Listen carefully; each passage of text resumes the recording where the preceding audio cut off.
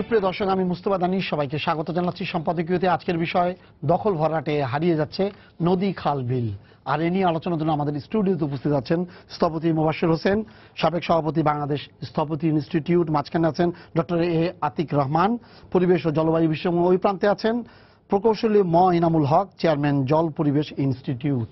তবে আলোচনা শুরুর আগেই চলুন দেখিনি এখনকার প্রধান সংবাদগুলো। দেশের 10টি শিক্ষা বোর্ডে একযোগে শুরু হলো এসএসসি ও সমমানের পরীক্ষা। হলে না ঢোকার প্রতিশ্রুতি রাখতে পারলেন না শিক্ষামন্ত্রী।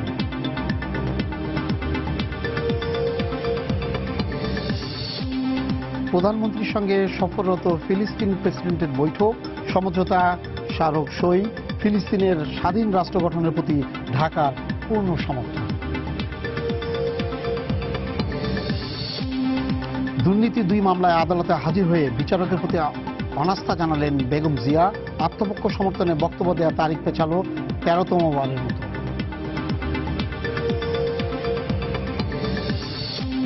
ইসি পুনর্গঠনের রাজনৈতিক দলগুলোর দেয়া নামের ভিত্তিতে তালিকা করছে সার্চ কমিটি। 20 জনের তালিকা নিয়ে চলছে যাচাই বাছাই।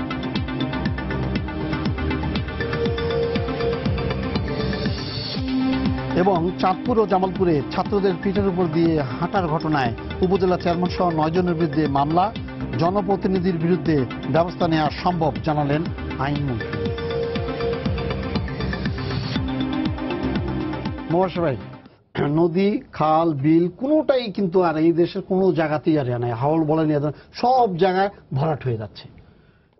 সরকারের জলাশয় আইন আছে, সবকিছু আছে, কিন্তু তারপরও এই যে দিনের পর দিন এই জায়গাগুলো দখল হয়ে যাচ্ছে, আস্তে আস্তে এখানে বিল্ডিং হয়ে যাচ্ছে, হাউজিং হয়ে যাচ্ছে, এইভাবে চলতে। এবং বারবার একটা কথা বলা হচ্ছে আইনের ফাঁকফোকর। আইনের ফাঁকফোকরটা কোন জায়গায়? না, আইনের ফাঁকফোকর হলে এগুলি চোখ বন্ধ করে কাকের ময়লা খাওয়ার মতন দিস, আর এটা কোনো প্রশ্নই ওঠে না। বলতে হবে আইন নাই, অথবা বলতে হবে আইনটা প্রয়োগ করা হচ্ছে না। এই দুইটার মাঝখান থেকে আমাকে সমাধান বের করতে হবে। আর আপনি যে কথাটি বললেন, এই যে জায়গাগুলি দখল কিভাবে হচ্ছে, আমরা নদীর পাড়ে যে বাপার সাথে আমরা কাজ করি, নদীর পাড়ে যে দেখি ওই খুঁটি নিয়ে তো একবার আমার ডিসি সাহেবরাই মজার ঘটনা ঘটালেন যে শুকনাকালে নদীর হিসাব নিলেন, যেটা হাইকোর্টের রায় এবং নিয়ম, বিশ্ব ব্রহ্মাণ্ডের নিয়ম হচ্ছে যখন বর্ষাকালে চূড়ান্তভাবে নদীর প্রশস্ততা আইডেন্টিফাই করা যায়, তারপরে আবার একটা ডিস্টেন্স রাখা হয়। ওনারা তার ঠিক রিভার্সটি করলেন এবং কোটি কোটি টাকার কংক্রিট পিলার দিয়ে করলেন। এখানেই যদি শেষ হতো তাও বুঝতাম। সম্প্রতি আমরা ছবি তুলে নিয়ে এসেছি জায়গা দখলের অদ্ভুত সুন্দর ব্যবস্থা। বঙ্গবন্ধু মসজিদ, অর্থাৎ জায়গা দখল করতে হবে বঙ্গবন্ধুর নাম দিয়ে করা সম্ভব। আমি ওই জন্য এর আগেও আপনাদের এখানে বলছি, আজকে আবারও বলি, আমি মোবাশ্বের একটি গেঞ্জি পরবো বঙ্গবন্ধুর ছবি লাগানো সামনে এবং পিছনে। ঢাকা শহরের বুকে যত রকম অন্যায় কাজ আছে আমি করব। আমাকে তো কোনো পুলিশ আর গুলি মারতে পারবে না, গুলি মারলে তো বঙ্গবন্ধুর গায়ে লাগবে। এই যে অবস্থাটি চলছে, জাতির পিতার নাম, তার পরিবারের নাম, তার মেয়ের নাম, প্রধানমন্ত্রীর নাম ছবি লাগালে পারে 7 খুন মাপ। প্রথমেই বুঝতে হবে যে এরাই হচ্ছে সবচেয়ে বড় কালপ্রিট। কারণ বঙ্গবন্ধুর হত্যার সাথে সবচেয়ে বেশি জড়িত ছিল কে? বঙ্গবন্ধুর সবচেয়ে প্রিয় ব্যক্তিটি। প্রিয় ব্যক্তি যখন অন্যায় কাজ করে, সেটার শাস্তি যদি না দেওয়া যায়, সেটা কিন্তু বুমেরাং হয়। আমরা প্রতিটি ক্ষেত্রে এই অবস্থা দেখতে পাচ্ছি। আইনের শাসন কঠোরভাবে করতে হবে এবং সেই শাসনটি শুরু করতে হবে সরকার দলের লোকজন আইন ভঙ্গ করলে। সেখানে যদি আপনি আইনের কঠোর প্রয়োগ করতে পারেন, আইন নাই, এটা সম্পূর্ণ মিথ্যা। বাংলাদেশে বরং বিশ্বের বহু দেশের তুলনায় অনেক কঠোর আইন রয়ে গেছে। এই আইন প্রয়োগটি যদি আমি দলীয়ভাবে প্রথম করতে পারি, তাহলে বাকি কাজগুলি আমার জন্য অনেক সহজ হয়ে যায়। এই যে কত বছর ধরে চেষ্টা চলছে, গতকালেও আবার দেখলাম নতুন করে পিলার লাগানো হবে। আর কত বছর নতুন করে পিলার লাগাবেন? জমি তো দখল হচ্ছে আর হচ্ছেই। ড্যাব ভাইয়ের সাথে আলাপ হচ্ছিল, ড্যাবের চেহারা পরিবর্তন হতেই থাকছে। কিন্তু আমার প্রশ্নটি অন্য জায়গায়। আধুনিক যুগে আপনি যদি সত্যি নদী উদ্ধার করতে চান, নদীর দখলদারকে ধরতে চান, তাহলে বহু বছরের স্যাটেলাইট ইমেজগুলি আপনার সামনে উপস্থাপন করলে আপনি দেখতে পাবেন প্রতি বছর কিভাবে পরিবর্তন হচ্ছে এবং পরিবর্তন হওয়ার পথে। কারণ পৃথিবীতে সমস্ত কাজ গোপনে করা যায়, এই জায়গা দখল আর নির্মাণ কাজ কোনো অবস্থা আপনি গোপনে করতে পারবেন না স্যাটেলাইটের কারণে। ইভেন মাটির 100 ফিট নিচেও যদি আপনি কনস্ট্রাকশন করেন সেটাও ধরা সম্ভব, কারণ মালামাল বের করা এবং মালামাল ঢোকানোর ছবিই প্রমাণ করে দেবে something is going underground. So চাইলে বাংলাদেশ সরকারের যে কোনো মেশিনারিজ চাইলে বাংলাদেশের এই নদী দখলদারিত্ব সমস্ত কিছু সমাধান করা সম্ভব। আর এই যে আপনি আইনের ফাঁক বলেন, আইনের ফাঁক কিরকম? আমি মোবাশ্বের এখনই নদী মন্ত্রণালয়ে যাই বা ভূমি মন্ত্রণালয়ে যাই, মোবাশ্বের 1000 টাকা দিয়া বা 1 লাখ টাকা দিয়া 99 বছরের জন্য 10 বিঘা জমি দিয়ে দিবে। আমার তখন যা খুশি তাই, একদিন ওই কাগজও হারিয়ে যাবে, এটার মালিক মোবাশ্বেরই, সবাই জানবে যে মোবাশ্বেরই এটার মালিক। এইভাবে কিন্তু দখলি সত্যগুলি চলছে, কারণ বাংলাদেশের সবচেয়ে বড় জমিদার হচ্ছে সরকার। খাস জমি বাংলাদেশের এত রয়েছে, এবং আপনারা হিসাব যদি নেওয়া শুরু করেন দেখবেন আমাদের রাজনীতিবিদরা কি পরিমাণ জায়গা লিজ নিয়েছে, সমুদ্রের পারে, নদীর পারে লিজ নিয়ে পরবর্তীতে দেখবেন যে সেই সব জায়গায় দালান কোঠায় প্রতিদিন ছবিতে আসছে। আমরা চাইলেই আইডেন্টিফাই করতে পারি। হাইকোর্টের রায় অমান্য করে, হাইকোর্ট যেখানে বলছে বালু পর্যন্ত এখান থেকে সরাতে হবে, সেখানে প্রতিদিন রাত কনস্ট্রাকশন হচ্ছে জোর গতিতে। মানে হাইকোর্টে রায় পাওয়ার পরে কনস্ট্রাকশনের কাজ শুরু হয়েছে। How it is possible? এবং সেটা কোথায়? যেখানে রাষ্ট্রপতি বসবাস করে, যে শহরে প্রধানমন্ত্রী বসবাস করে, এমনকি যে শহরে চিফ জাস্টিস বসবাস করে, তাদের চোখের সামনে এত বড় অন্যায় কাজ যদি হয়, তাহলে সারা বাংলাদেশে তো আমার কথা বলারই সুযোগ নাই। একটা জিনিস বলবেন, এই যে জলাভূমিগুলো দখল হয়ে যাচ্ছে, হতে হতে এমন হয়ে গেছে 35 থেকে 40% জলাভূমি সব জায়গায় পুকুর নাই হয়ে গেছে, বিল নাই হয়ে গেছে, হাওড়ের জায়গা দখল করে ফেলছে, নদী খাল এগুলো। এর ফলে জলবায়ুর এফেক্টটা কি? প্রথমে পরিবেশের এফেক্টটা ধরা যাক, তারপরে জলবায়ুতে আসি। পরিবেশটা হচ্ছে পানি, মাটি, বায়ু, হিউমিডিটি যেটা এর ফলে বেরোয়, এর একটা ইকুইলিব্রিয়াম, একটা সমতা। যেখানে হাত দেবেন সমতা ভাঙবেন, আজ হোক কাজ হোক, আপনি না হলে আপনার ছেলে মেয়ের সেই সমতার যে ব্যাড এফেক্ট সেটা তাকে সাফার করতেই হবে। এখন ঢাকা শহর আপনি পানি বন্ধ করে দেবেন আর তারপরে মনে করবেন যে বৃষ্টির পানি ড্রেন দিয়ে বেরিয়ে চলে যাবে। শান্তিনগরে বৃষ্টির সময় শান্তি কই? অতএব সেগুলো আমাদের, হ্যাঁ 3 দিন পানি থাকে। সেই পানি পচে ডায়রিয়াল ডিজিজ থেকে শুরু করে সব ধরনের অসুখ বিসুখ, খোসপাতটা তো আছে। তো এই যে দখল, আমি একটা বলছিলাম যে আমাদের কত বড় সৌভাগ্য যে প্রতি বছর আমরা মৌসুমী বায়ুর ফলে প্রচুর বৃষ্টি পাই। এই বৃষ্টি ধুয়ে মুছে নিয়ে যাওয়ার পরে আবার জীবন ফিরে আসে। তারপরে এই 1 মাস 1.5 মাসের মধ্যেই আমরা সব দখল করে ফেলেছি, সব পানি দূষিত হয়ে যাচ্ছে, সমস্ত কিছু আমরা আবার ব্যাক টু স্কোয়ার ওয়ান। অর্থাৎ প্রকৃতি চাচ্ছে আমাদেরকে জীবন দিতে, আমরা সেই জীবন অস্বীকার করছি। তাহলে এটা হচ্ছে আপনার পরিবেশের ব্যাপার। মোবাশ্বের ভাই যেটা বললেন যে আমাদের দলিলপত্র আছে, দলিলপত্র নকল করে তৈরি করে সেই রেকর্ড ভেঙে পুরনো রেকর্ড আপনি খোঁজেন, পুরনো অন্যদের রেকর্ড ধরে সেই রেকর্ড বের করেন, স্যাটেলাইট দিয়ে আপনি দেখেন নদী কোথায় আছে। নদীর 3টি কম্পোনেন্ট থাকে। যদি শেয়ার্ড নদী হয়, একজনের কতখানি, আরেকজনের কতখানি, নদীর নিজস্ব পানি কতখানি। নদীকে, খালকে বয়ে যাবার অধিকার দিতে হবে, দ্য রাইট টু ফ্লো। পানির অধিকার আছে বইবার, সেটাকে বন্ধ করে দিলেন আপনি। তারপরে সে ঢাকা শহরই হোক, চট্টগ্রাম শহরই হোক। চট্টগ্রামে আমি শুনেছি, আমি বললাম যে চট্টগ্রামে, কারণ ছোটবেলা আমি চিটাগাঙে কাটিয়েছি, চট্টগ্রামে কিভাবে বন্যা হয়?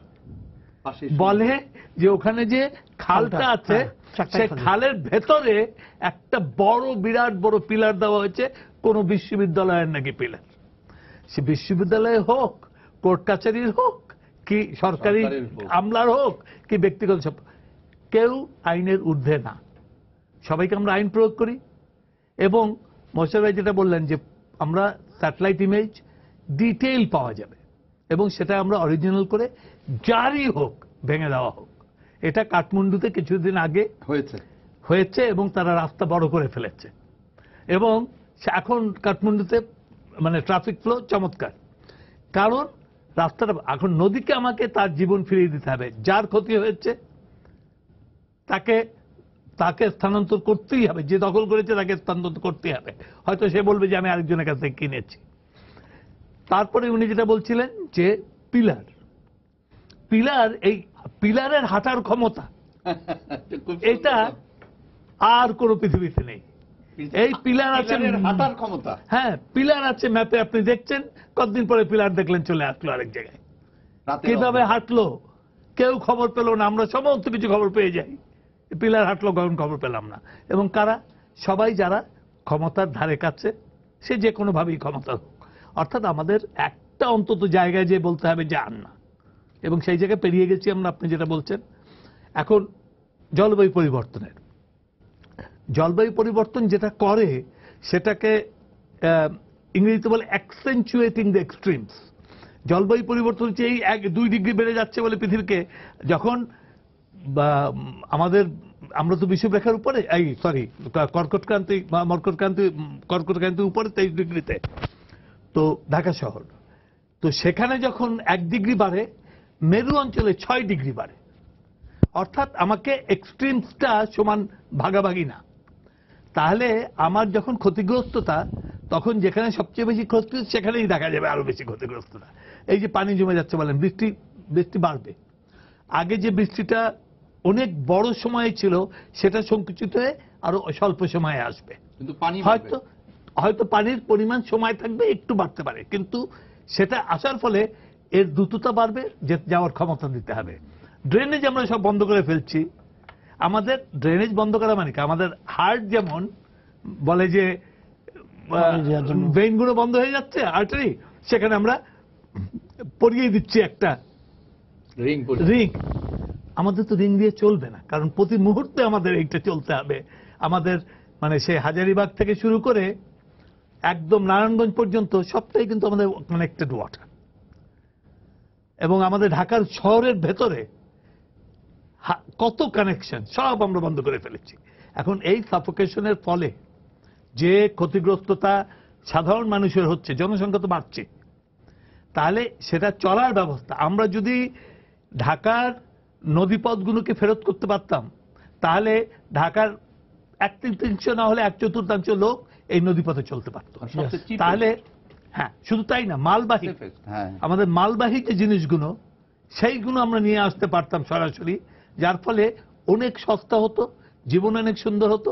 সাধারণ মানুষের, আমাদের সাধারণ একটা মধ্যবিত্ত পরিবারের ছেলে বা মেয়েকে যদি বলেন কবে নদীতে গেছো, এই প্রশ্ন উত্তর দেওয়ার মতো তাদের নেই। নদী যখন আসছে তখন ইনাম ভাই বলেন কি বিষয় বলুন। এই যে উনি যেটা বললেন যে মানে যে এই যে দখল প্রক্রিয়াগুলো যেভাবে চলছে, মানে সবসময় যেন বলা হচ্ছে যে অমুক দিন ওইখানে অভিযান চলবে, অভিযান শুরু হওয়ার আগে দেখবেন একটা কাগজ নিয়ে চলে আসে। আচ্ছা, আবার কোনো জায়গায় আছে যে কিছু লোককে মানে পুলিশ বা আইন শৃঙ্খলা বাহিনী কেউ গেলে তখন তাড়ানো আরম্ভ করে, কিছুক্ষণ পরে কাটাকাটি আরম্ভ করে, মানে সবকিছু মিলিয়ে ওখানে লোকগুলো থাকে। দেখেন আমাদের যে জমি আছে, জমিগুলোর মধ্যে 1 নম্বর খতিয়ান বলে একটা খতিয়ান আছে, সেটা হলো খাস জমির খতিয়ান। এই খতিয়ানে এই নদী নালাগুলো দেখানো আছে বা হিসাব দেয়া আছে। এখান থেকেই আমরা বের করি যে বাংলাদেশে কি পরিমাণ নদী আছে, কত এলাকা নদী বা জলাভূমি আছে, এবং এর মধ্যে খাস জমি কত আছে। এই খাস জমিগুলো হলো যদি নদীর হয় বা বিলের হয়, এগুলো হলো যখন নদী শুকিয়ে যাবে, বিল শুকিয়ে যাবে, তখন মাছগুলো আছে না, ওগুলি ওখানে গিয়ে আশ্রয় নেবে। এই জায়গাগুলো বাংলাদেশ আমলে করা হয়নি, এই জায়গাগুলো আপনার ওই পাকিস্তান আমলে করা হয়নি, এই ব্রিটিশ আমলেরও অনেক আগে থেকে প্রত্যেক বিলের মাঝখানে এই জায়গাগুলো করে দেওয়া আছে। এটা বলে দেওয়া আছে যে এটা হলো মাছ যেগুলো আছে, মা বাপ যারা আছে ওদের থাকার জন্য জায়গা। এখন আমাদের কালচার কি জানেন, যখন যেই বন্যার পানি নেমে যায় তখন গ্রামকে গ্রাম আমরা ওই জায়গায় মাছ ধরার জন্য ওখানে যাই, ছবি তুলে বলি এই হলো আমাদের বাংলার কালচার। শেষ মাছটা ধরে এইটা আমাদের বাংলা, কি গর্ব করি, কি বাংলা। এই হলো আমাদের 2 ধরনের স্ট্যান্ডার্ড অফ থিঙ্কিং। আমরা কি করেছি, সিএস ম্যাপ আছে, ক্যাডাস্ট্রাল সার্ভের ম্যাপ আছে, তার মধ্যে এগুলো আছে। আমরা এর উপর আবার এসএ ম্যাপ করেছি। হ্যাঁ, আরএস ম্যাপ করেছি, রিভাইজ সেটেলমেন্ট করেছি, করে আমরা সিএস ম্যাপটাকে লুকাই, আমরা আরএস ম্যাপটাকে দেখাই, সেখানে সব জায়গাগুলো হালাল করে হজম করে একটা দেখানো তৈরি হয়ে গেছে, তৈরি পুরোটাই হয়ে গেছে এরকম ভাব। উনি একটা জিনিস যেটা বলছে, আরএসএফ বানানো মানে হলো সরকারি ভাবে হ্যাঁ, অন্যায়টাকে স্বীকার স্বীকৃতি করে দেওয়া হচ্ছে। ওনার বক্তব্য কিন্তু হ্যাঁ, ওইখানে ওইটাই। সবচেয়ে ইম্পর্টেন্ট। সিএসটাকে আরেস্ট করে আরএস করে দেওয়া হলো। আপনি বুড়িগঙ্গাতে যে দখল আছে, সে দখলে 2500 3000 হলো সিএস ম্যাপ অনুযায়ী দখল, আরএস ম্যাপ অনুযায়ী দখল না। তাহলে আপনি কিভাবে তাদেরকে তারা আরএস ম্যাপ সরকারি ভাবে বলে দেওয়া হচ্ছে। সরকারি ভাবে তার মানে সরকারি প্রক্রিয়াগুলো, এই যে ভূমি নিয়ে কথাবার্তা হচ্ছিল, ভূমি দপ্তরগুলো, হ্যাঁ এর মধ্যে তো সমস্ত কিছু। আমাদের পুরাতন যারা ধনী টনি যারা আছে, হয় আড়তদাররা ছিল, আর নাহলে ভূমির সঙ্গে সংশ্লিষ্ট যারা ছিল, হ্যাঁ পুলিশ আর কাস্টমসের কিছু লোকজন ছিল। এখন তো সমস্ত কিছুতে এটা একটা সবাই জেনে গেছে যে ডাবল স্ট্যান্ডার্ড অফ থিঙ্কিং। আপনি আইন আছে, আইন থাক, আইন আইনের জায়গায় থাক, আইন আদালতে থাক, আইন বইয়ের মধ্যে থাক, আমার আইন পুলিশের জায়গায় থাক, ঘুষ টুস নেওয়ার নিয়ে চলে যাক। আমার এলাকার যে মস্তান, উনি হলেন এক একটা এলাকার মালিক আর কি, এক একটা যে পার্টি থাকবে সেই পার্টির যিনি অনুসারী তিনি সেরকম ভাব। এখন এভাবে আপনার জায়গাগুলো দখল হচ্ছে বা ভরাট হচ্ছে, হয়ে নির্মাণ হচ্ছে, উন্নয়ন হচ্ছে, উন্নয়নের গণতন্ত্র চলছে, বুঝছেন না? আপনি আইন পালনের গণতন্ত্র না, উন্নয়নের গণতন্ত্র। উন্নয়নটা আকাশের দিকে, দখলের দিকে, দূষণের দিকে চলছে। কে দেখবে? ওই যে আপনি নিউজটা দেখালেন যে ছাত্রদের পিঠের উপর দিয়ে হেঁটে বেড়াচ্ছে এক লোক, ও কি জানে না যে একটা কত বড় একটা অন্যায় কাজ করছে? কিন্তু ও জানে যে বাংলাদেশে একজনেরই ক্ষমতা আছে যে নাকি তাকে পানিশমেন্ট দিতে পারে, আর কারোর ক্ষমতা নাই, বুঝছেন? সে পর্যন্ত যাবে কেন? সে পর্যন্ত যাবে না তো। এর মাঝে যারা পাতি নেতা, জেলার নেতা, এরা নেতা আছে, যে ওর দিকে আঙুল তুলবে তার উল্টো দিকে আঙুল তোলার লোকও আছে, তো সেখানেই সে চুপ হয়ে যাবে। অর্থাৎ এক একজন এক একটা রাজা, কেমন একটা বিকৃত রাজা। রাজা তো বুঝলাম, রাজা যদি একটা দরদি রাজা হতো তাহলে একটা কথা, তা বিকৃত একটা চর্চা একটা চতুর্দিকে চলছে। তো নদীগুলো দখল, এটা একটা অর্ডার অফ দ্য ডে। এখনকার নিয়ম হলো বঙ্গবন্ধুর নামে মসজিদ করে নদী দখল করো, বঙ্গবন্ধুর পুত্রের নামে একটা জায়গা দখল করো, এইসব এটা চলছে। ভাই যেটা বললেন, এটা এখন অর্ডার অফ দ্য ডে, এটা চলতে থাকে। ক্ষমতা বিকেন্দ্রীকরণ করেন না কেন ভাই? আপনি পরিবেশ অধিদপ্তর করেছেন, করে দূষণের ব্যাপারে মামলা করার অধিকার শুধু ডিজির দিয়েছেন। এক ডিজি লক্ষ লক্ষ অন্যায় মামলা কেমন করে সে করবে? আপনি জনপ্রতিনিধির কাছে দিতে পারেন না, আপনি স্থানীয় যে ইউনিয়ন পরিষদের চেয়ারম্যান কিংবা সদস্য তাকে দিতে পারেন না, সে এলাকায় দেখছে না যে কে এটা দূষণ করছে, সে একটা মামলা করলেই তো হয়ে যায়। মেয়র সাহেবরাই পারে না, মেয়র সাহেব তো অনেক বড়, আপনি তারাই পারে না, তার যে কমিশন আছে, কমিশনের কাছে দিয়ে দিন না, তাহলে তো ঠিক আছে। কিছু না, ক্ষমতা বিকেন্দ্রীকরণ। আপনি ক্ষমতা এক কেন্দ্রীকরণ করে এমন জায়গায় নিয়ে গেছেন, সব আমরা পাগলের মতো বলছি, আর যিনি দখল করছেন উনিও পাগলের মতো করছেন। সেটা মানুষ নাকি? এরা মানুষ নাই এখন আর। আমরা বর্তমানের একটা ছোট্ট লোভের ব্যাপারে আমরা ভবিষ্যতের বংশধরদের সবার অধিকার ধ্বংস করে দিই। না, এটা তো আমরা গোড়ার থেকেই করছি, এটা আমাদের নেচার। কিন্তু ক্ষমতাটা বিকেন্দ্রীকরণ করা দরকার। আমি যে পয়েন্টটাকে আনছি, ক্ষমতা একদম গ্রাসরুট লেভেলে, আপনি পাবলিকের হাতে দেবেন না, দিয়েন না, কিন্তু একটা জনপ্রতিনিধি সে তো একটা, তার তো একটা থাকা দরকার, সে তো কমিট করবে। আপনি রাজনৈতিক দলগুলো যখন ইলেকশন হয়, কোন রাজনৈতিক দলের ম্যানিফেস্টোতে আছে যে আমি নদী দখল দূর করব, আমি নদী দূষণ দূর করব? কোন রাজনৈতিক দল? কোন রাজনৈতিক দলের নাই। 2014 সালের নির্বাচনে আমরা একটা চেষ্টা করেছিলাম, তো নির্বাচনই হলো না, এমনি ক্ষমতায় চলে যাওয়া গেল। কোনো সমস্যা নাই তো, সামনেও এরকম হতে থাকবে তো। কিন্তু আপনার ম্যানিফেস্টো করার দরকারটা কি আছে? এই রাজনৈতিক দলগুলো কে সার্চ কমিটি, কি কমিটি হচ্ছে? আসল কাজ তো কিছুই হচ্ছে না। কোন রাজনৈতিক দলের কোনো কমিটমেন্ট আছে দেশটাকে যে আমরা একটা করব? আর মূল কথা হলো, একটা হলো রাজনৈতিক দলের কমিটমেন্ট লাগবে, দ্বিতীয় হলো ক্ষমতা বিকেন্দ্রীকরণ করে ওই ইউনিয়ন পরিষদের সদস্য, ওই কমিশনারের যে পৌরসভার যে কমিশনার, এদের কাছে ক্ষমতা দিতে হবে। দিলে পরে দেখবেন তখন পাবলিকে গিয়ে ওকে ধরতে পারবে। এখন পাবলিকে হাসিনাকে কোথা থেকে ধরবে ভাই? প্রধানমন্ত্রী থাকেন তো বহু দূরে, ক্ষমতা তো কেবল তার কাছে আছে, তো পাবলিক কোথা থেকে ধরবে? আপনি কোথা থেকে ধরবো? কোথায় গিয়ে বলবো? একটা ফোন আছে, তারপরে আমি আসছি। দর্শক, আপনার পরিচয় দিয়ে প্রশ্ন করুন। হ্যালো, আসসালামু আলাইকুম। ওয়ালাইকুম আসসালাম। আমি মোহাম্মদ রমজান আলী, পার্বত্য খাগড়াছড়ি পানছড়ি উপজেলা থেকে বলছিলাম। জি। আমার প্রশ্ন সম্মানিত আলোচক মুবাশশির স্যারের কাছে। প্রশ্নটা হলো বর্তমান সরকারের যারা ভিআইপি আছে, যেমন লতিফ সিদ্দিকী মন্ত্রী ছিলেন, ওনার বিরুদ্ধে সরকার অন্যায়ের বিরুদ্ধে ব্যবস্থা নিয়েছেন, বদিউল আলম এমপি কক্সবাজার এবং অন্যান্য অনেক ভিআইপির বিরুদ্ধে বর্তমান সরকার ব্যবস্থা নিচ্ছে আমরা দেখেছি। কিন্তু ঢাকার আশেপাশে যে সমস্ত জায়গাগুলো দখল হয়ে গেল নদী, কিন্তু এদের বিরুদ্ধে সরকার কেন ব্যবস্থা নিতে পারতেছে না? দুর্বলতাটা কোথায়? আপনাকে ধন্যবাদ। হ্যাঁ, আমি প্রথমে একটি কথা বলি যে উনি যাদের নাম বললেন তাদের বিরুদ্ধে যে ব্যবস্থা নেওয়া হয়েছে এটা হলো রাজনৈতিক কারণ।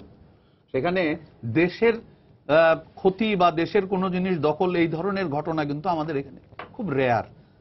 তবে আমি মনে করি যে ক্ষমতা যে কথাটা আসছে, সবচেয়ে সহজ পদ্ধতি যেটা ছিল, ভাই যে কথাটি বলেছেন, বিকেন্দ্রীকরণ।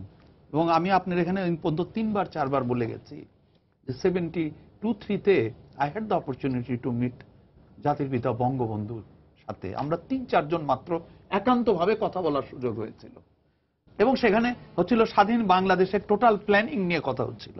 আমরা তখন একদম ইয়ং, আমাদের সাথে ছিলেন মাজারুল ইসলাম সাহেব, ওনাকে অসম্ভব পছন্দ করতেন বঙ্গবন্ধু। সেখানে আমরা প্ল্যানিং নিয়ে, মাজারুল ইসলাম সাহেব প্ল্যানিং নিয়ে কথা বলতেছেন, আর বঙ্গবন্ধু বারবার বলতেছে, বাবারা ঢাকা নিয়ে খালি প্ল্যান করো না, কিন্তু সারা বাংলাদেশ নিয়ে প্ল্যান করো, নাহলে কিন্তু খবর আছে, নাহলে কিন্তু দুরবস্থা হবে। আমরা কি করছি? গত 45 বছর সব ঢাকায় হতে হবে, এভরিথিং শুড বি ঢাকায়, ইনক্লুডিং নেভাল হেডকোয়ার্টার। ঢাকার চারপাশে সমুদ্র নাই, তারপরেও এটা এখানে হতে হবে। এই যদি হয়, ঢাকাকে আপনি যতই উন্নত করার চেষ্টা করবেন, এটা তো অবনতির চূড়ান্ততে যাবে। কারণ মৌমাছির ঝাঁকের মতন মানুষ সেই ঢাকায় আসবে, কারণ সম্মান, ইগো বাড়াতে হলে ঢাকায় আপনার একটা ফুটপ্রিন্ট থাকতেই হবে। এটা তো সমাধান না। এবং এই কারণে ঢাকার চারপাশে কিন্তু এই অন্যায় কাজটি, আমরা আজকে যে আলোচনায় এসেছি, সবচেয়ে বড় অন্যায় কাজটি এখানে চলছে। এবং এই অন্যায় কাজের সাথে যারা জড়িত আছেন, এই অন্যায় কাজকে যাদের ধরার কথা, তারা সবাই এই কাজটির সাথে ওতপ্রোতভাবে জড়িত। আমি এই যে শুরুতে আপনাকে বললাম, আবারও বলবো, যেখানে রাষ্ট্রপতি, প্রধানমন্ত্রী, চিফ জাস্টিস বসবাস করে, সেই শহরে উন্মুক্তভাবে ব্রড ডে লাইটে কিভাবে এই কাজগুলি চলে। এবং এর একটা বড় এক্সাম্পল আপনাকে আমি যদি দেই, তাহলে আরো বুঝতে পারবেন যে বিজেপি ভবন তৈরি হলো, একজন প্রধানমন্ত্রী এটির ফাউন্ডেশন দিলেন, আরেকজন প্রধানমন্ত্রীর উদ্বোধন করলেন, তখন পর্যন্ত এটির প্ল্যান পাস হয় নাই। তাহলে প্ল্যান পাস হয় নাই, সেই জায়গায় দুই প্রধানমন্ত্রী গেলেন কিভাবে? তার মানে এটা তো প্রধানমন্ত্রীর দেখার কথা না, তার অফিসে। আমি আজকে বিজিএমই কে পানিশমেন্ট দিচ্ছি, আমি আপনাদের এখানে অন্তত 10 বার বলে গেছি, পানিশমেন্ট হওয়ার কথা প্রধানমন্ত্রীর অফিসের, যারা প্রধানমন্ত্রীকে গোপন করে এই জায়গায় নিয়ে গেছিলেন ফাউন্ডেশন দেওয়ানোর জন্য এবং উদ্বোধন করার জন্য, তাদেরকে নাম প্রকাশ করা হোক, তাদেরকে নিয়ে জেলখানায় তোলা হোক। কেন তারা প্রধানমন্ত্রীকে ভুল তথ্য দিয়ে নিয়ে গেলেন? তারা তো প্রধানমন্ত্রীকে এর চেয়েও কঠিন জায়গায় নিয়ে যেতে পারতেন। এই বিচার কিন্তু হয় নাই, সেটা নিয়ে কিন্তু কেউ স্বপ্রণোদিত হয়েও এগিয়ে আসেন নাই। তাহলে আমরা কিভাবে বুঝবো যে অন্যায়ের প্রতিকার আছে? আলটিমেটলি মাননীয় প্রধানমন্ত্রীকে যখন আমরা এই তথ্যটি জানালাম, কারণ পৃথিবীতে ওই যে আবার সেই কথা, রাতারাতি তো এততলা বিল্ডিং ওঠে নাই, রাজুক কয় হাত দূরে। তাহলে প্রতিদিন কনস্ট্রাকশন হয়েছে, অন্তত 2 বছরে রাজুক দেখতে পাই নাই। তাহলে সারা বাংলাদেশ বাদ দেন, ঢাকা শহরের কোনোটাই তাহলে তাদের দেখার ক্ষমতা নাই। তাই যদি হয়, তাহলে রাজুকের অস্তিত্ব কি থাকার কোনো প্রয়োজন আছে?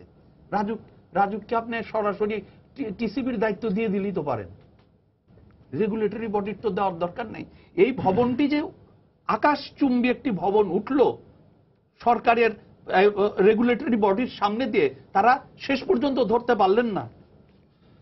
তাহলে কোর্ট থেকে অর্ডার হয়ে গেল। এবং 2 প্রধানমন্ত্রীকে আপনি যদি এখানে যান, ছবি নিয়ে আসেন, দুজনের প্ল্যাক লাগানো আছে, একজন উদ্বোধন করেছেন, 2 প্রধানমন্ত্রী পাশাপাশি ওখানে দাঁড়িয়ে আছেন। তাহলে এটার দায়ভার কার? প্রধানমন্ত্রীর। আমি তো প্রধানমন্ত্রীকে দায়ভার দেবো না, তার অফিসের ওই সময়ের 2 প্রধানমন্ত্রীর ওই সময়ের লোকগুলিকে খুঁজে বের করে জেলখানায় ভরেন, যারা প্রধানমন্ত্রীকে চিট করেছে। ওই সময়ের রাজুকের চেয়ারম্যানকে ধরেন, যিনি ওই অনুষ্ঠানে উপস্থিত ছিলেন, প্রধানমন্ত্রীকে বলেন নাই, মাননীয় প্রধানমন্ত্রী এটি উদ্বোধন করেন না, কারণ আমি এটার প্ল্যান এখনো পাস করি নাই। এই ঘটনা কি ঘটেছে? ঘটে নাই। ব্রড ডে লাইটে ঢাকাতে যদি এই ঘটনা ঘটে, এই বিল্ডিং সম্পর্কে বলা হয়েছে জালিয়াতির মাধ্যমে এই জায়গা নেওয়া হয়েছে, কোর্টের রায়ের ভিতরে এইসব শব্দ ব্যবহৃত হয়েছে। যেখানে রাষ্ট্রপতি, প্রধানমন্ত্রী, প্রধান বিচারপতি বসবাস করে, সেখানে সিনা টান করে ব্রড ডে লাইটে যদি আমরা এত বড়, এ তো মার্ডারের চেয়ে বিরাট ঘটনা। একটা ফোন আছে মহসিন ভাই। দর্শক, আপনার পরিচয় দিয়ে প্রশ্ন করুন। আসসালামু আলাইকুম, ওয়ালাইকুম আমি আসসালাম। শামীম হাসান বলছি মোহাম্মদপুর থেকে। জি, আমার প্রশ্ন হচ্ছে, মোহাম্মদপুর বেড়িবাঁধ থেকে তুরাগ নদীর কিনার পর্যন্ত এই বিস্তীর্ণ এলাকায় আপনার সরকার কোনো প্ল্যান দিচ্ছে না, কিন্তু জনগণ জমি বেচা কেনা করছে এবং ব্যাপক হারে আপনার 10 তলা 12 তলা বিল্ডিং ব্যাপক হারে উঠছে এবং অকল্পনীয় মনে হচ্ছে যে মানে পাল্লা দিয়ে বিল্ডিং উঠছে। এই যে কোনো প্ল্যান দেওয়া হচ্ছে না, আবার বাধাও দেওয়া হচ্ছে না, ভবিষ্যতে এটার কি উপায় হবে? আমি স্থপতি মোবাশ্বের হোসেন সাহেবের কাছে জানতে চাচ্ছি। জি, খুব সহজ উপায় হবে, ওই বিল্ডিং গুলি আমরা ভাঙবো না, ফুটপাত থেকে হকারদের উচ্ছেদ করব। আমি কি আপনাকে বুঝাতে পেরেছি? আমরা ওগুলির কিছুই করব না। আমরা ঝাঁকি দেওয়ার সময় গরিব মানুষকে উচ্ছেদ করব, বস্তিবাসীদেরকে উচ্ছেদ করব, কিন্তু ওই মানুষগুলিকে উচ্ছেদ করব না। কারণ ঢাকা শহরে যদি এই 10 তলা 15 তলা বিল্ডিং ওঠে, সেই জিনিসটি দেখার জন্য প্রত্যেকটি এলাকায় অথরাইজড অফিসার দেওয়া আছে এবং অথরাইজড অফিসারের পাওয়ার একজন ম্যাজিস্ট্রেটের পাওয়ারের চেয়ে অনেক বেশি। সে সরাসরি অ্যাপয়েন্টেড একটি ব্যক্তি, এমনকি চেয়ারম্যানের কাছেও তার দায়বদ্ধতা নাই যদি আপনারা বিচারের আইনের ভিতরে দিয়ে যান, কারণ তার কাছে সেই ক্ষমতাটি দেওয়া আছে। আমি একটা এক্সাম্পল দিলে আপনি বুঝতে পারবেন। স্পিকারের ভবন অবৈধ ডিক্লেয়ার করিয়েছিলাম আমরা পার্লামেন্টে, সেখানে একটি কারণেই আমরা জিতেছিলাম। কোর্ট বলেছিল অথরাইজড অফিসারের স্বাক্ষরবিহীন নির্মাণ করার কারণে এই ভবনটি সম্পূর্ণ অবৈধ। তাহলে চিন্তা করতে পারেন যে কত বড় ক্ষমতার অধিকারী একজন অথরাইজড অফিসার। তাহলে এই বিল্ডিংগুলি এবং প্রত্যেকটি এলাকায় অথরাইজড অফিসার ভাগ করা আছে। তাহলে অথরাইজড অফিসার কি তার দায়িত্ব পালন করছে, নাকি অথরাইজড অফিসার উপরে চাপ প্রয়োগ করা হচ্ছে, নাকি অথরাইজড অফিসারকে পারচেজ করা হচ্ছে? এই প্রশ্নটি তো সবার কাছে জানা। আপনাদের এখান থেকেই বুঝতে হবে। চাইলে সে বন্ধ করতে পারে, চাইলে সে বুলডোজার চালাতে পারে, কেন করছে না? আতিক ভাই, এখন যেটা আমরা শেষ পর্যায়ে আমাকে বলেন তাহলে, যে এই যে দখলগুলো হয়েই যাচ্ছে, বন্ধ হচ্ছে না, আপনারা যেটা বলছেন যে বন্ধ হচ্ছে না, তাহলে এই পরিবেশের অবস্থাটা কি হবে? বন্ধ হচ্ছে না বলুন না, বন্ধ আমরা করতে চাচ্ছি না যাদের বন্ধ করার কথা।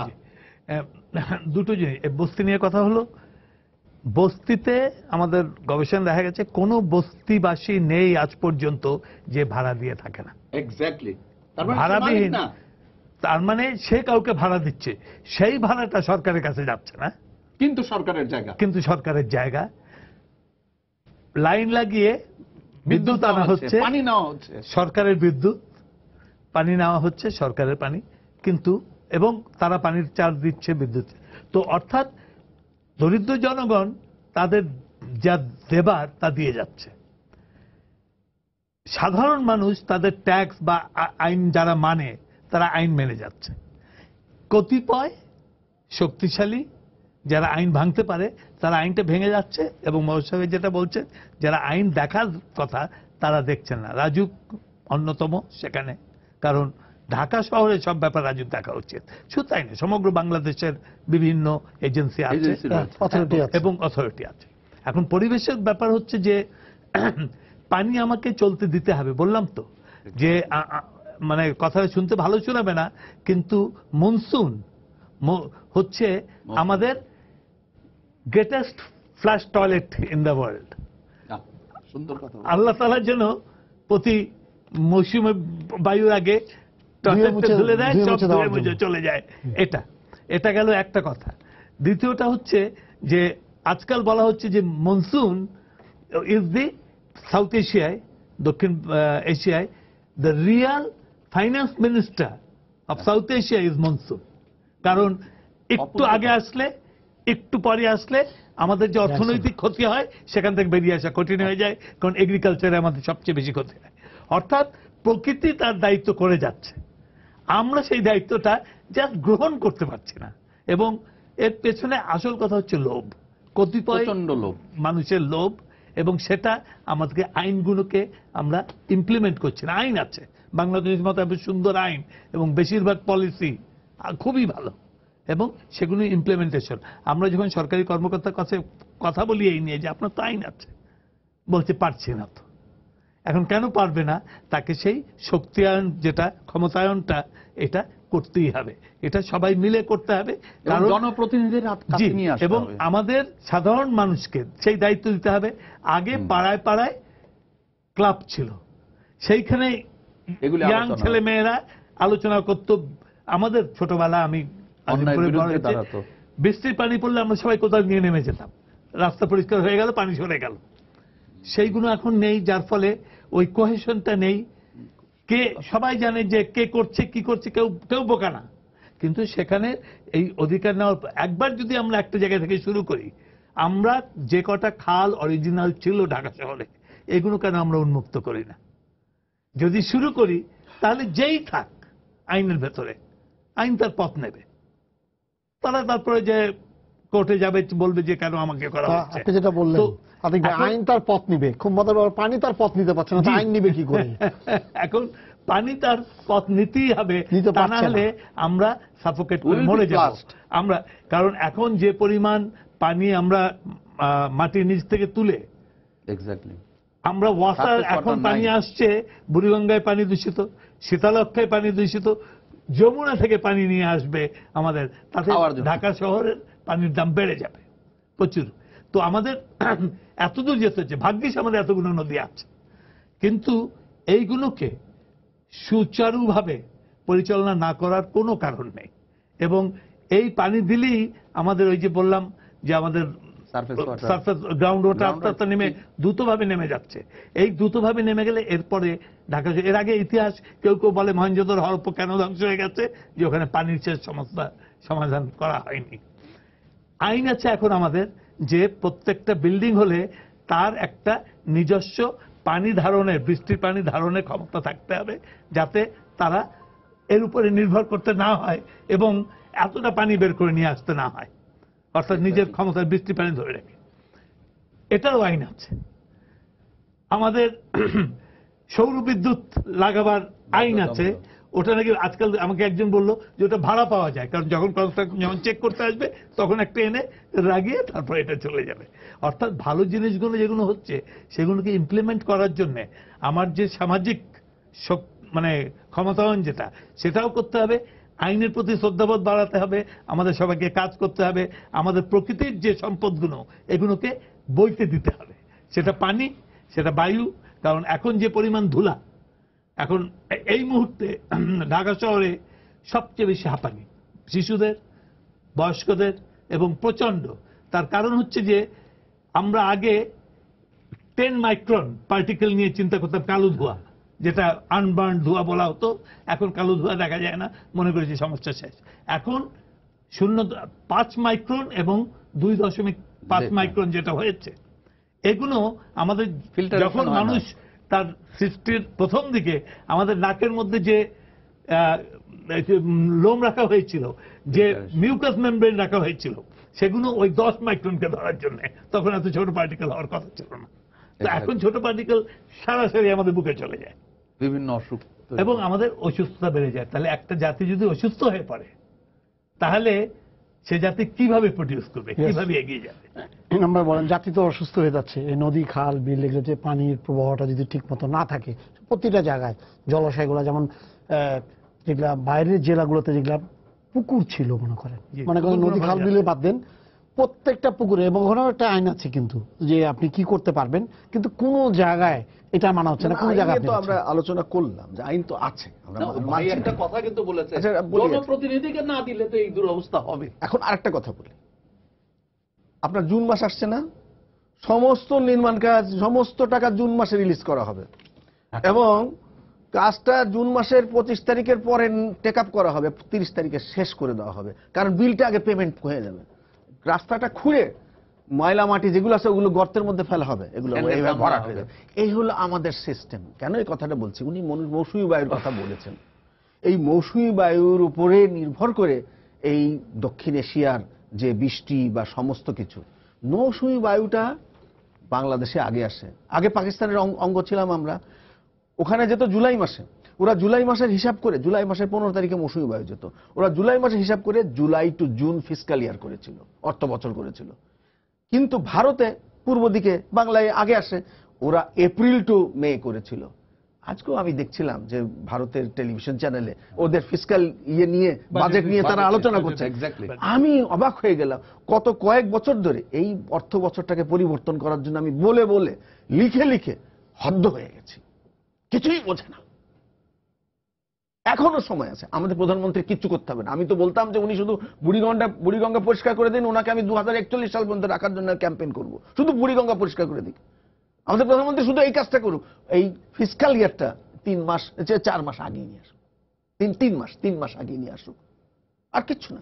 ভারতে 3 মাস আগে আছে, তা আমরা তো ভারতের এই একদম পূর্বাঞ্চলে, আমাদের ওই জুন মাসে গিয়ে সমস্ত টাকা পয়সা, সমস্ত বাজেট, ওই ধান্দাবাজি, ওই বদমাইশি, ওটা বন্ধ হয়ে যাবে তাহলে, বুঝছেন?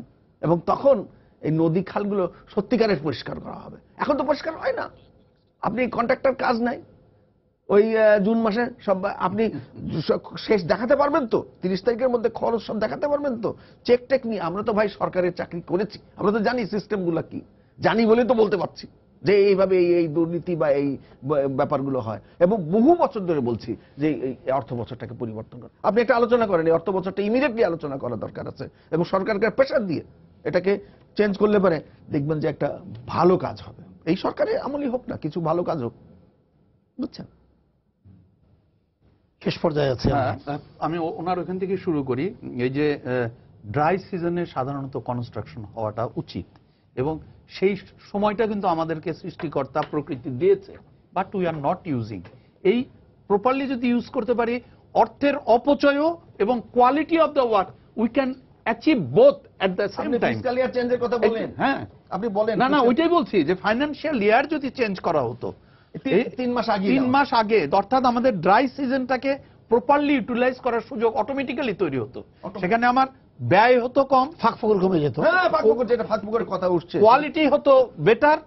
এই দুটো জিনিস আমি সাথে সাথে অ্যাচিভ করতাম, অর্থাৎ অর্থের সঠিক ব্যবহার হওয়ার সম্ভাবনা অনেক বেড়ে যেত। চুরি চামারি যত কিছু হোক, আগের তুলনায় অনেক অনেক কমে যাবে। আপনি দেখাতে তো পারবে না যে এই জায়গায় এটা ছিল। এখন আসা যাক, আমি ভাইয়ের কথাই বলি যে দেখেন, প্রকৃতি বাংলাদেশকে কি অঢেল দাওয়া দিয়েছে।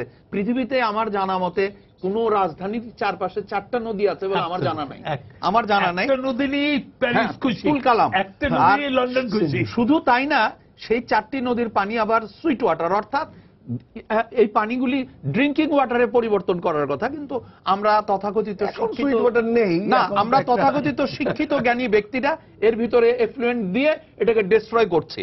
দেখেন, এই নদীটাকে প্রত্যেকটা অন্তত আমাদের দেশের 2টি প্রধান ধর্মগ্রন্থের ভিতরে প্রচন্ড ভাবে দেওয়া আছে। আল্লাহ তাআলা যতবার বেহেশতের কথা বলেছে ততবার বলছে ওই যে যার নিচেদের নদী নহর প্রবাহিত হয়েছে। হিন্দু ধর্মের কথায় আসেন, তারা গঙ্গার সাথে সম্পৃক্ত যে কোনো নদীতে স্নান করে পবিত্র হচ্ছে।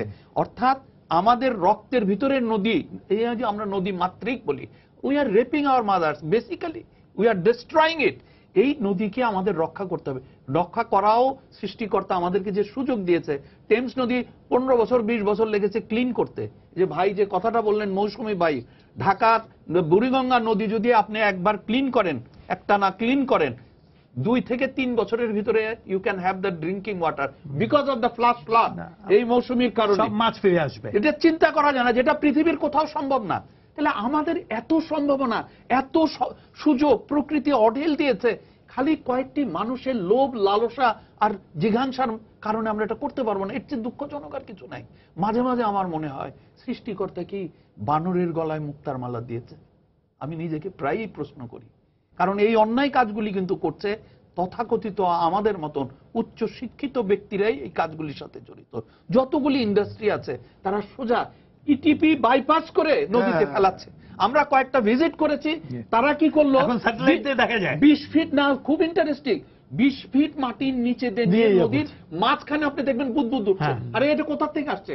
ওই ফ্যাক্টরি যেটা আমরা ধরেছিলাম, সে পয়সা খরচ করে রাতের বেলা ওইখানে নিয়ে চলে গেছে।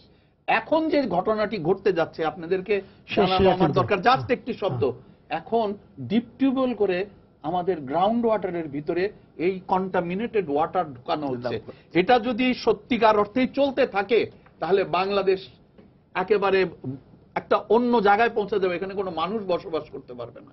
কারণ এই পানিগুলি কন্টামিনেটেড হওয়া মানে সমস্ত কিছুই কন্টামিনেটেড হয়ে যাবে।